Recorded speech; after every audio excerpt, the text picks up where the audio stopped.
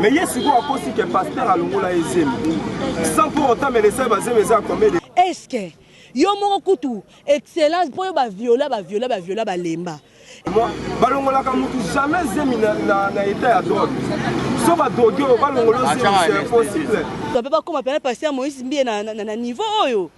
Il n'y a pas de corruption. Procureur appelle Sibiso l'ICC. Alobi jamais tu as eu mon nudité à pasteur. N'a jamais balobi na venir Moïse Mbie bitumbe bumba chaque jour. Andimela kana enza mate yeba ndimisa enza na makasi. Papa bango bondele mwana ngai. Église okoko tika la boyeto oza mwana ngai ya kotika na église. Lidimbi ya za mwasi ya koloba akomi mikolo ya komi lokwa ye mundele lokwa metisa koloba ye libala o ya kiko boteleza libala na oleke balia ka vungule la musu ya oyela ba biloko asika na makala yo to yebi okoma muta Moïse Mbie ngai tika na nu procureur alobi boye oya tanga na tanga isti yango yo tanga kana ba ya kwale na ba ya bongo ezande ya bongo ya kokosa makambu okosi makambu do ozoke yo yaki nde ko infiltrer famille ya Beliane oki ko infiltrer famille ya Beliane na ba avocat po ba bike yo no za influence ngana bien influence tango yo za ngo ya nini oza mama oboti bana basi lelo yo kake mwana na yo lelo ya mdoza na bana ndo publier bana na ba réseaux sociaux bongo ba violer mwana to ba sali mwana o mabe est-ce que yo moko kutu excellence po yo ba viola ba lemba excellence wana abotisa mwana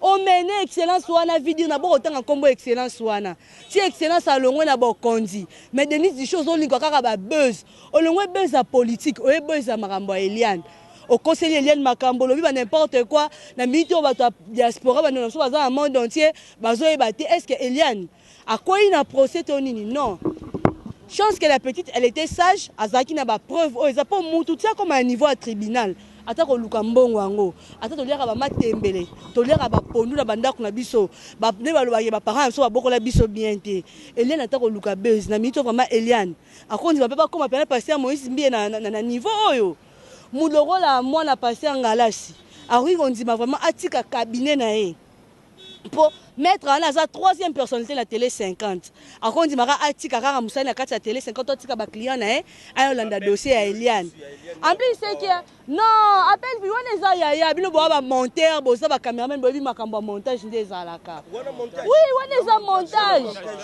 papa to boite Eliane lata alliance a mutute na lobi boye yo kutu bo solo soki masolo bana kinso ki manini wana yo to yebi okoma muta Moïse Mbie ngai tika nous procureur alobi boye papa botika bi zela nan procureur bosolo soki bosolo politique soki masolo akini amoni ba benga bino na pa ke ba tibino libanda pwani te procureur wana procureur apesi biso l'ICC apesi biso à chapitre ni on appelle la Bible bien te alobi jamais to yuko mona nudité à pasteur nga pe na comprendre te procureur mtalobi bongo donc eza pasi mingi na moni Eric Mandala azaki parrain ya libala pasteur Moïse Mbie na Eliane na clip bakitina Lidimbi na te so bakizo valise bilamba soki pe bakizo ba preuve na ba tiki na limité to na GB pona GB omoni Congo Kinshasa lokwa poto te na GB balobi na venir Moïse Mbie bitumbe bumba chaque jour basi babunda nini babunda rapona ba kotika dim na offrande te pona pasteur soki Moïse Mbie abalaki mais makambo nyoso ninge ezala te soka zaki tana mota ki katane na ndaku mais na minute a se retrouver na makambo te akomi ko na ba piège au point balobi orgueil eleki nga yebi totani na école moko bazaka ba ene na biso c'est un garçon andimela kana enza mate yeba ndimisa enza na makasi papa bango abondele mwana ngai église okoko tika la boyeto oza mwana ngai ya kotika na église ya ndimi andeza ke to sala tout bien ke na yambi nzambe ya yambaka nzambe te ye papa bango taisa ke mon fils reste là lidimbi ya za mwasi ya koloba akomi mikolo ya komi lokwa ye mundele lokwa metisa koloba ye libala o ya ke ko boteleza libala na ye aboya réalisateur ndeko réalisateur pona nini aboya pona nini tout ça basi botika ko condamner Eliane oyeba commencer au quatrième femme a commencé au quatrième femme tout ce que maramba ko sala eza vraiment bien té donc to c'est la passer Moïse 18 ans to appelle la mituka ta ba benga biso to loi ta ba express sawa to yo tike na makala azwa ba amasika bandimi asika ate ya baona makala oleke baliaka vungule la musu ya oyela ba biloko asika na makala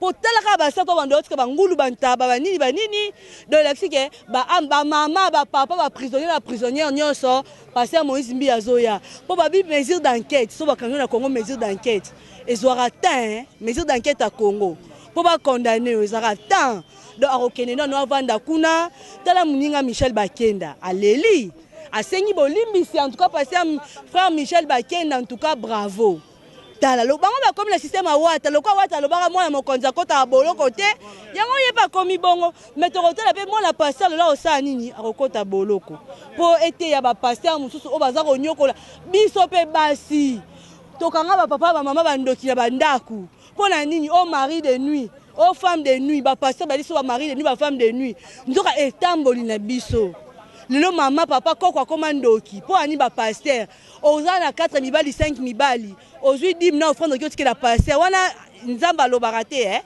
wana dim wana offrande pasteur aliaka nzamba alobaka te soki ba pasteur bazalaki bato malamu me bashege oyo tomonaka na balabala ta shege ndenge osokola mai botaka kuna mene mitane ezala te bashege nde baosokola tabane ba sokola na libanda justice mais pasteur Moïse Mbi omoni bana na baza makila Elia na pasteur Moïse Mbi tande ba koli ba ko déclarer ba droit makila na bango ba ba ko déclarer bana wana ba mona kaka bana abi bordi abi bomona ka bordi na molimo bana ba tele bazole la justice place on vend des ates ba so ezata yo moko eza na ngolo te eza musala ngai na isi da procureur baloba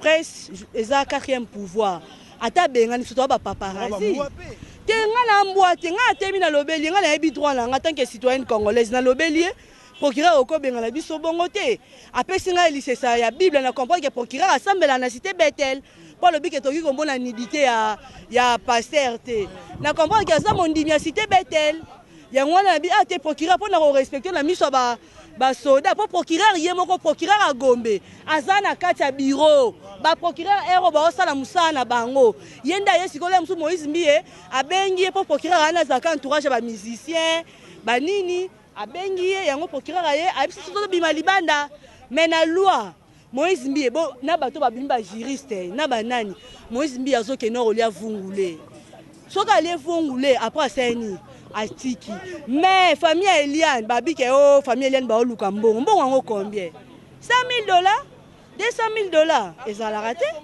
GB batu bakomi ko bunda na GB le roi Sony est-ce que Eliane azana ba preuve vraiment tangible ya mwana na aleke pa na ngai bongo Eliane on dit ma comme na niveau au na tribunal ba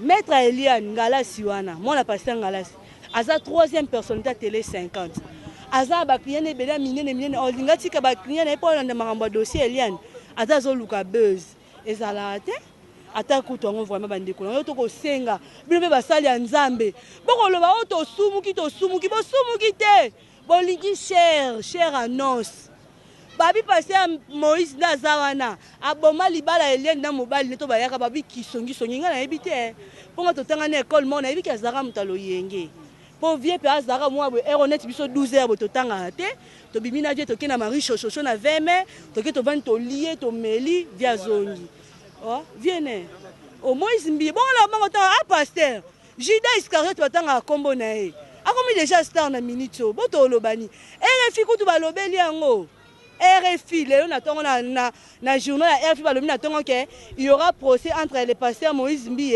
et Eliane Bafeno ata yo moko c'est que comme buzz opéra mini ba kolexa nyonso procès Eliane ata yo mo bandiko nanga soto lobani to kosenga lidi Mbi oleke azo ba parti prabimisa maele nyonso tangi na ba ifasiki banini ko bote ya na bi bote ya ndero na bi bolukela ta mwasi moko kikata abala chana ndako po ezalaka te alukela ta ata ndundu lokwa biso basa mwindu basa pembe tolingi vi alukata mo albinos moko ata mutu mo abala bavanda na po boeza pasi mingi na soni taka procureur alobi nidité bino botanga nudité lobini mutaka.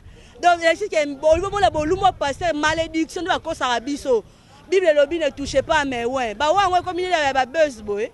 Bah ouais, il y a Robin Ndombolo, pasteur Robin sexy, pasteur a concert à chaque club, à Bedachou, à Zaro Sambrasané, na moi c'est na podium à pasteur. Est-ce que c'est normal? Pasteur a concert en Zambé, mais à Bedachou na Sonia, bah on va aller na manga na miso ban Eric Mandala. Nous sommes le bas, Saint-Esprit agit. Nzembo Nzambe comment coexciter biso le quoi mutalinga verser, est-ce que c'est normal?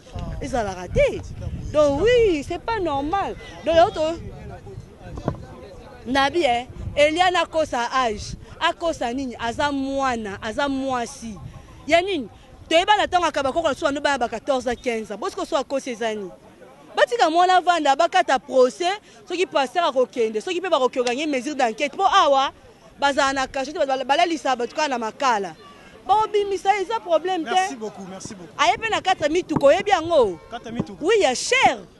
Il y a 50 000 à 60 000 $ et télémiwana. Aye na 4 mituka. Il y a cher. À côté 6h30 ah pour pas mona été. Yem ta komi Goldberg. Ceux qui Kobe Bryant. Il y a Congo. À côté ah ba mona été à côté ali aki tongo à 6h30 pour vendre à na GB donc distance kamuke aye. Mais tu évites de soda ba ko benga na biso kuna balito mona été mais to ka to mona ka déjà tout le monde fait déjà bolumbu est-ce que c'est infraction c'est lisumu nzamba limbisa biso botika basango bavanda na bango o basango bato ekobo basango botika basango bavanda botika bato pevalon bato kimbangiste bavanda o ko baka pasteur le Saint-Esprit agit le Saint-Esprit abimisi on nzambe tote ya na mukie nzambe alobi boye Nzamba alobi boye abimisi nyonso nde na mpoasa po ba pasteur balebiso ba mbongo mingi pasteur dimanche ora zote okasi ba ndimi nzoka ba rolanda ba nyongwa mituka musu nyongwa veste musu nyongwa chemise biso to pesa ba mbongo mabonze comme dit tout pasteur so zote ba obwa kele mambongo mbongo a prime d'encouragement ya nini tanga ndima nzamba ndima ka ona biso tozo nyokwama yokanyi okanyi jeune na ndako no pendant une semaine mais ya zoliani na kati ya Chetemba azokota ne carré club a se camoufler qui a bini Eliane azobate Eliane azobate Eliane azam yonto ko benda Denis du show matoi atika biloba loba a Denis du show abosani ba preuve zani ba bengala ka na luala bandenya akosela ka muyeji makambo sex tapa bosani Denis du show yo boti bana basi yo moko ndo zana ba viola ona na opposition ba violo na majorité tango Raïssa Zaki ba violer Denis Dicho ala linga profiter de buzz na sima Eliane akepa zupe ala type photo pe ya mouye jo ba na mouye bo lobela Denis Dicho te azui photo tata bino alati asa buzoba pour ani bon c'est normal procureur ba bengani batwa aluki ka créer bes ponga bibilo biso d'internet za paparazzi azope moni pe ba chepe na miniature yem to yeba alukwa linga sa succès. Parler de la qui peut Moïse Mbiye soga za fautif ba même Moïse Mbiye na l'état. Ko comparer héritier té. Zana lobano kofie kenda makala to kenda. Héritier yango to kosenga na ba continent biso botika ko liesika mona ba musicien. Au moins ba manquement héritier alukaka sa buzz na ye. Eza buzz na sa ki Moïse Mbiye osko Eliane eza buzz té. Héritier traité qui a la miable na famille. Na Naomi mais Eliane eza makamu susu basi ba ko condamner Eliane na mibali na lela pona bolingo te mino so lela pona bolingo okoti pe na douche bolingo sokola boy po leli ba ko condamner Eliane ba ko condamner kana Sonyeza la raté donc ozela ti ba 17 pour cash nani mutu kama kale yaka ba 15h so asisi kalamu ba eba sukisi awa eba kongoli lo ne ba ko beta na makala atika ba or wana lataka ba bagi nyonso anatika déjà oh apesi mbongo nini ne boyoka okabe lobi rumeur ata ba bikena totanga ba bi rumeur pesa eza pe information mais Moïse Mbiye penza ye penza ata ba bengi ata 00 de ya bengi ata 003 ata 004 okende nani eti ya ba pasteur muso batikali ba Mike Kalambai ba ekiri na bangwane ekiri ba bangulaire ya Nzambe ete ya bango nyonso côté ya orgueil wana aotala mabonze kiti mabonze depuis makambo ebandi bato baondima te basi bakolela mabonze kiti tara moto asambelaka ke oporte nani guitariste ene plainte est-ce que ça normal osambela guitariste pas lobi te namonaki pasteur azalaki suspect na fiancé nanga yango nasalaki na vérifiaki téléphone na pasteur basoda baconfirme te baprésenta bakolo balobi ke na téléphone na pasteur bolumbu na bolumbu siko bongo pasteur abomba point toza besoin nilité te po déjà asambwe mais ete bandeko na biso abasi soki mobali afongola kabine olingi mobali te olinga mutu moko gentleman nalingi mobali ya mbinga nalingi mobali ya boye te nzoko balobi pour le meilleur et pour le pire yo olingi obala libala 15 000 20 000 dollars mais là monsieur pas abino monsieur pas abino monsieur asimba te 15 000 dollars te c'est la honte quand tu vois maintenant les loyo Moïse Mbie akendaki abangi Interpol aye ate donc lexi ke awatani 00D ya république a bengi ata mama amida ata mama na nyesimba te Eliano azaki finance papa tolobi pour continuer de donner de l'ongélé est-ce que Eliano azaki mamelo anori gena ni nenga peta pour komika kamke Eliana bini comme mabina ni na bina te mabine uta na lola mabine uta na lola da pasteur Moïse Mbie abeti concert na Shark Club na podium abeda jour azako s'embrasser na Sonia on ezaki Ange Michael na Ange Gabriel toza awa libana toza information nyonso mama toza ya bino musala na bonga ko biso non c'est aventure magistrat wa ayebi lote si vous avez préféré beaucoup de la carte vraiment vous avez formation de la carte normalement vous avez bandate et ça dit tu peux faire de public normalement oui oui ya ça il s'est mona azali pe mutu munene ya mboka artiste comédien munene mais de ce pays public normalement photo côté la carte mieux vaut pas bon mabiso kuna pour mon travail pas bon mabiso oui to côté biso nyonso la carte pour que nous filmions la carte non biso nyonso to côté kuna pas bon mabiso donc c'est pas normal donc to zali bandanga na za maye le so na monka pasta momo akiti ngana oke ko chai caméra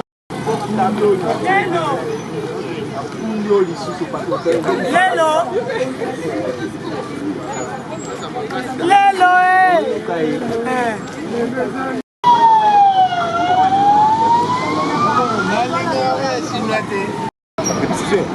donc balongola motu zemi donc bazolongola motu zemi il faut bayeba zemi yango eza ya combien de mois balongola motu zemi kaka bongo te il faut bayeba zemi oyo oza nango eza ya combien de mois mais ye sikoyo akosi ke pasteur alongola ye zemi sans pour autant mais lesa bazemi eza ya combien de mois balongolaka motu jamais zemi na état ya drogue so badrogue oyo balongola zemi c'est impossible impossible, il y a l'objet de drogue. Mais anesthésie partielle et salariale. Il y a l'objet de drogue. Nous n'avons pas l'objet de drogue, mais l'objet d'anesthésie. À ça, le moutou, à quoi il y a des produits, il y a des comme anesthésie. Il y a l'objet de drogue, il y a l'objet d'anesthésie, votre vaccin, le mec qui est en drogue. Donc, comprendre ça, le scénario est mal écrit. Calamité pasteur Abima, tout dans la voiture, tout est dans la biso calme parce que complot va les a faux complot va salir contre les pasteurs Moïse et aussi maraté. Il y a un émolo, qui dimanche, plus de 13 000 personnes. Plus de 13 000 âmes va se présenter qui voilà, toi na biso ne loro lobaté, tout ça va s'agiter dans la TV, va s'agiter dans la radio, va s'agiter dans la chaîne internet, mais biso justice, les biso zara nzambe, tu es que les gens dans l'autre tous on a pasteur. Voilà.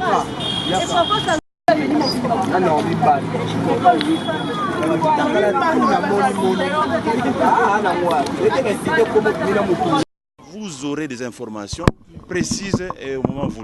Mais bako benga na biso net bambinzo te na divagation moko boye bino ba journaliste bolongwa aw est-ce que ça ordre bino ba boye bi ordre ya mboko Non, je viens de le dire, c'est que nous sommes à un stade préliminaire. Donc le parquet dans sa mission a des secrets qu'il garde. Donc l'instruction ne peut pas être publique. Donc au niveau du parquet, l'instruction est secrète. Si c'est au niveau du tribunal, là les audiences sont publiques.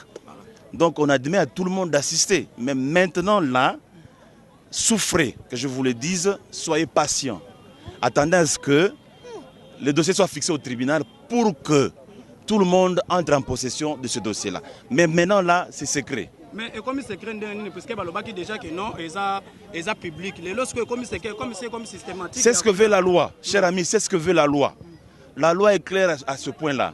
La loi veut à ce que l'instruction au niveau du parquet soit secrète. C'est ça. On ne peut pas divulguer des secrets comme ça.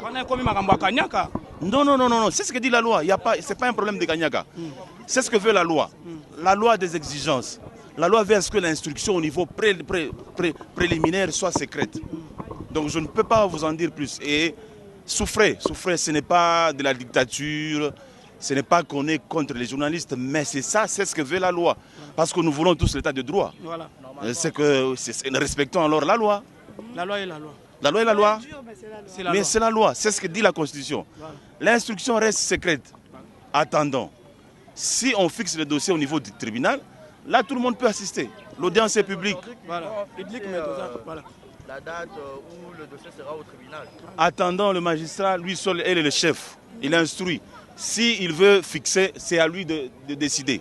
Ce n'est pas à nous, ce n'est pas à la presse. Laissons d'influencer. C'est comme si nous sommes en train d'influencer. Laissons d'influencer. Laissons la justice libre, le main libre de faire son travail.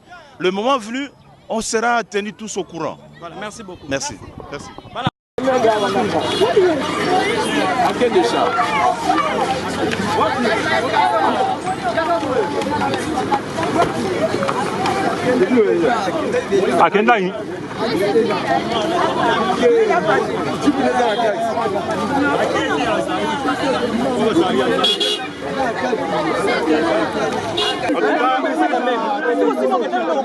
En tout cas, nous demandons à tout le monde d'être calme.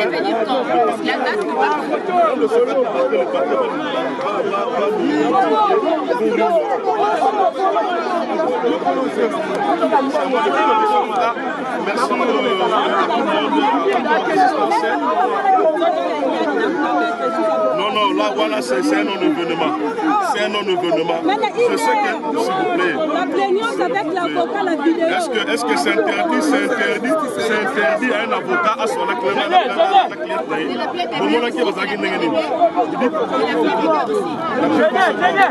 Je vous dis, ce n'est pas interdit à un avocat d'échanger avec son client ou sa cliente. Donc, il ne faut pas m'interdire d'appeler ma cliente. Si on a vu ça, voilà, il y a ça.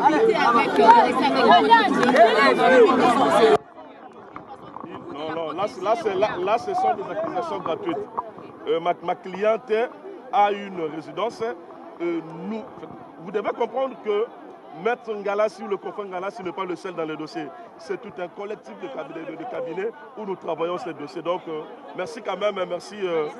Nous vous avons dit, laissez la justice faire son travail. Ok?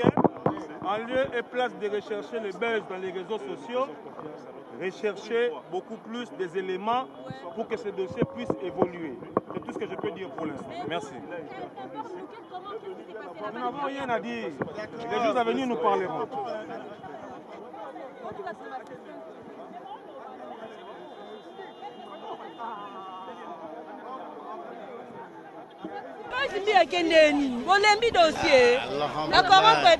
Il n'y a pas de corruption sans distinguer.